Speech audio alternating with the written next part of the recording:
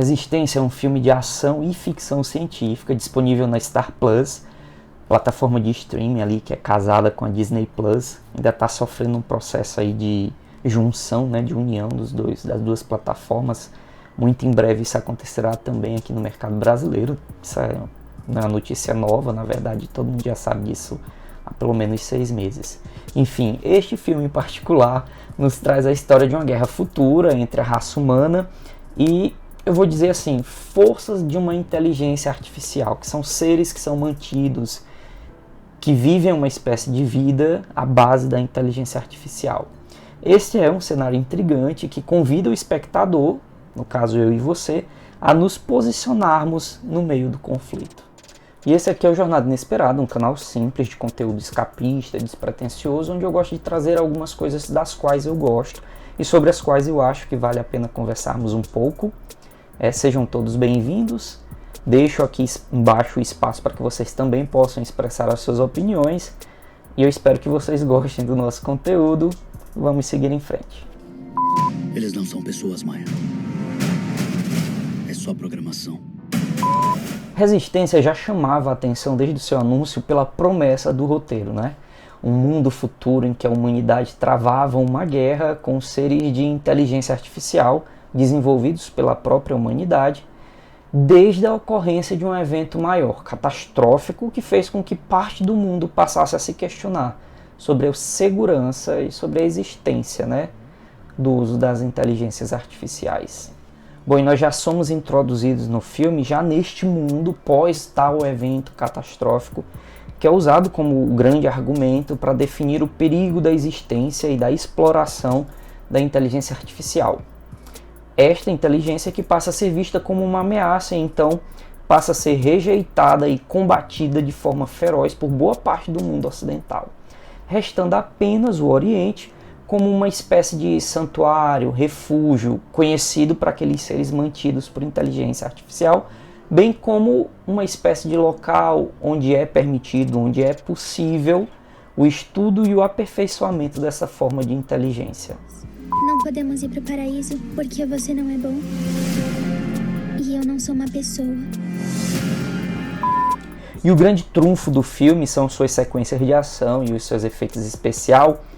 E eu diria, em especial, aqueles feitos de computação gráfica, mas os efeitos práticos presentes também são primorosos. Quanto à sua história, ela parece confusa em vários momentos, porque é uma história extremista, o que acaba contrariando o comportamento humano, acaba sendo contrário à racionalidade. Afinal, mesmo diante de um evento, isso é bem a minha opinião, mas eu acho que é o mais racional a se pensar diante daquele fato, é que mesmo diante de um evento daquela magnitude não faz sentido algum simplesmente rejeitar toda a existência da inteligência artificial e não o movimento contrário, de aperfeiçoá-la, de estudá-la de forma mais profunda, né, para que seja elaborada de uma maneira melhor para evitar a catástrofe que teria acontecido. Afinal de contas, como existe a humanidade no papel de criador e a inteligência artificial aqui embaixo como criatura, é natural que você pense que o erro dessa criatura esteja relacionado, ligado de alguma forma ao seu criador imperfeito, que é o homem, né? E este é um elemento que, para mim, na minha opinião, é matador na história, prejudica bastante o roteiro. Muito embora seja possível você ter uma experiência com o filme, uma experiência maravilhosa, simplesmente fechando os olhos para este detalhe, este grande detalhe. Então, como eu disse agora há pouco, se você deixar isso de lado e se concentrar na parte simples da história e se propor a acompanhar a sucessão de eventos, certamente você vai gostar bastante do produto final entregue. Mais uma vez, aqui nesse roteiro eu poderia destacar até de forma positiva a presença de uma história messiânica, né, de um salvador prometido que aparece entre aqueles que estão no lado mais fraco da história e que traz para aquele povo, sim, uma reviravolta triunfante. Eu falo positivo porque essa é uma estrutura de história que costuma ser vencedora, né? Que encontra um caminho fácil para o coração do público porque ela transcende, né, o seu sentido original e ela resgata muitas informações que já habitam no imaginário coletivo das pessoas. A minha crítica é em relação à forma como essa história messiânica é desenvolvida. Você tem um Messias prometido, absurdamente overpower, né, muito poderoso, e que não tem uma curva de crescimento, que não tem uma curva de desenvolvimento, de aprendizado. Ele é mostrado pra gente como uma criança, não sei nem se eu poderia falar que ele é uma criança sem ser isso um spoiler, mas isso também fica claro na primeira meia hora do filme.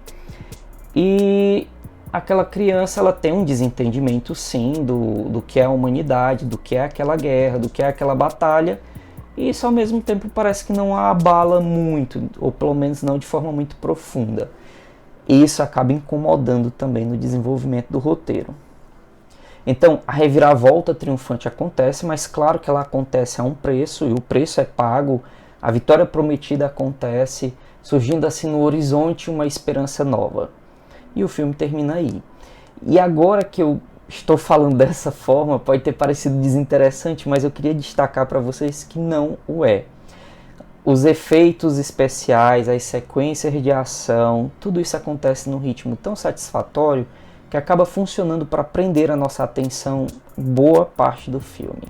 Os personagens, eles são interessantes, os personagens principais, os coadjuvantes, eles são interessantes, eles são críveis em grande parte, exceto o Messias central, né, o personagem messiânico oferecido, mas a contraparte humana, ela é bastante crível e fácil de gerar algum senso, algum nível de identidade com o espectador, e isso também é uma característica positiva do filme. Então, fora isso, claro, uma das coisas que mais me prendeu ao filme foi a própria apresentação dos seres de inteligência artificial, a forma como ocorre a coexistência destes seres com os seres humanos e com as outras formas de vida presente que são apresentadas ao longo do filme. É algo interessante por si só e só isso já faria o filme valer muito a pena. Algo desinteressante que eu poderia destacar é a existência de uma guerra sem sentido em boa parte, em que um dos lados deseja o extermínio a todo custo do outro lado, enquanto o outro lado apenas, digamos assim, deseja existir. Eu não sei porque esse tipo de argumento ele me parece muito preguiçoso, mal desenvolvido no filme e simplesmente não convence, não me convenceu em nenhum momento. O lado que é apresentado como vilão, que é o Ocidente, e isso fica muito claro para você que está assistindo ao filme,